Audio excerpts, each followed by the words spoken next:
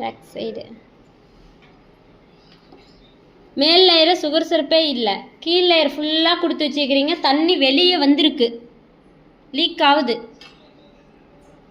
தெரியுதுங்களா? மேல் லேயரில் சுகர் சிரப்பே இல்லை, கீழ் லேயர் மட்டும்தான் ஃபுல் சுகர் சிரப் கொடுத்துருக்கீங்க.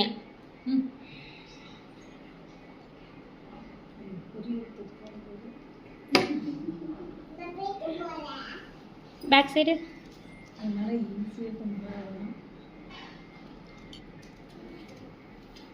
நடுவால குடக்கவே கிடையாது மாதிரி இருக்குது. ஃபீல் பண்றீங்களா?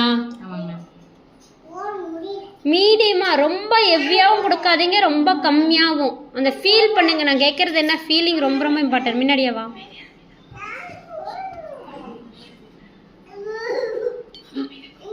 அதேதான், மைதில் என்ன தப்பு பண்ணாங்களோ அதான் நீங்களும் பண்ணிக்கிறீங்க.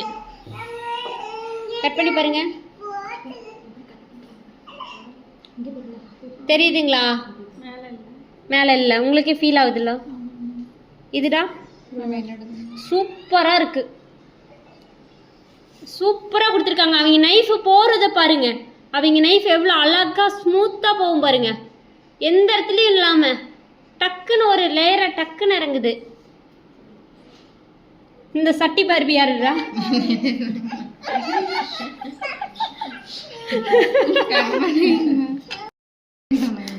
சட்டி மாதிரி தெரியுதுங்களா? உங்களுக்கு நைஃப் பிடிக்கும் போது அந்த தெரியுதா? போகும்போது தெரிய ஆரம்பிச்சிரும். தெரியுதாடா? இது பிங்கியோட பார்பிங்களா? சொன்னல பிங்கி அம்மாவுக்கு நாங்கள் சுகர் சிரப் நீங்கள் கொடுக்கும் போது நாங்கள் எல்லாருமே பேசணுமா இல்லையா?